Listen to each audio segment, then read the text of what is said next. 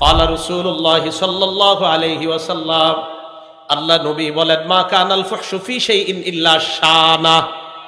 যেই জিনিসের মধ্যে নির্লজ্জতা বেহায়াপনা যত বেশি, ওই জিনিসের গন্ধ, ওই জিনিসের ময়লা তত বেশি বেড়ে যায়। তাহলে মেয়েদের পোশাক যত ছোট হয় তার শরীরে ময়লা তত বাড়ে, পোশাক যত কমবে ময়লা বাড়বে। ওয়া মা কানাল হায়াউ ফি শাইইন ইল্লা জানা। যেই জিনিসের মধ্যে লজ্জা বেশি, ওই জিনিসের সৌন্দর্যতা বেড়ে যায়। আমাকে আপনারা বলেন, দোকানের মধ্যে যখন আপনারা স্যাম্পল দেখেন, স্যাম্পল দেখার পর এরপরে কেন বলেন গোডাউনের ত্যাগটা দেন? কেন ওটা নেন না কা?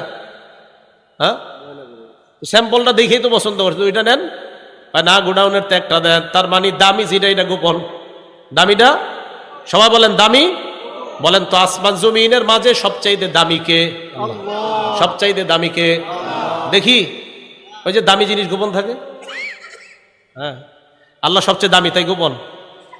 আল্লাহ সবচেয়ে দামি তাই গোপন। হ্যাঁ, দেখবো আমরা জান্নাতে ইনশাআল্লাহ।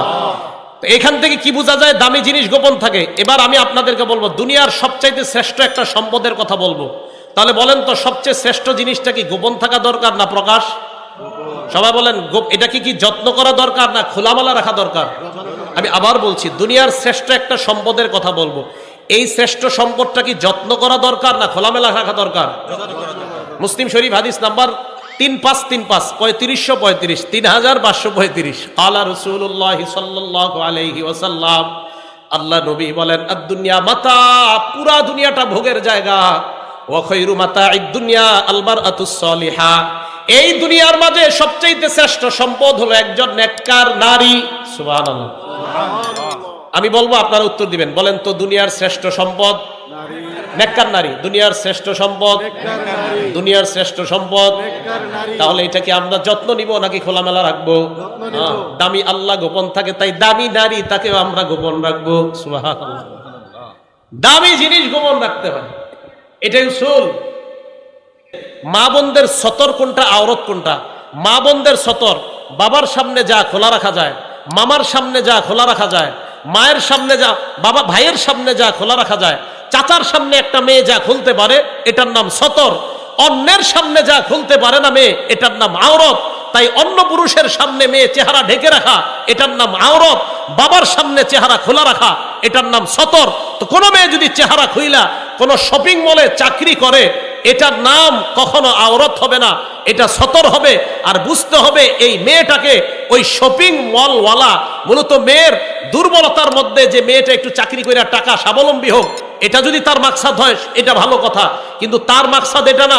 মেয়েকে ওই দোকানে চাকরি দেওয়ার অর্থ, তার মাকসাদ যে এই জায়গায় কাস্টমার আকর্ষণ করা। তার মানে ওই মেয়েটাকে তার দোকানের পণ্য হিসাবে সে ব্যবহার করেছে। এটা পণ্য। নারীকে সম্মান দেয় না। এটা যদি সত্যি হয় নারীর প্রতি তার যে না, মেয়েটা অসহায় দুর্বল, একটু টাকা পয়সা পাক, এটা ভালো কথা। কিন্তু যদি না উদ্দেশ্য হয়, তা আপনি তো একটা কালা মেয়ের চাকরি দেন না আপনার শপিং মলে। হ্যাঁ, আপনি একটা কালো মেয়ের চাকরি দেন, অসহায় দুর্বল কালো মেয়ের, তা তো দেন না। আমাদেরকে বুঝান, এটা কালো অসহায় মেয়ে কি? কালো অসহায় মেয়ে নাই বাংলাদেশে?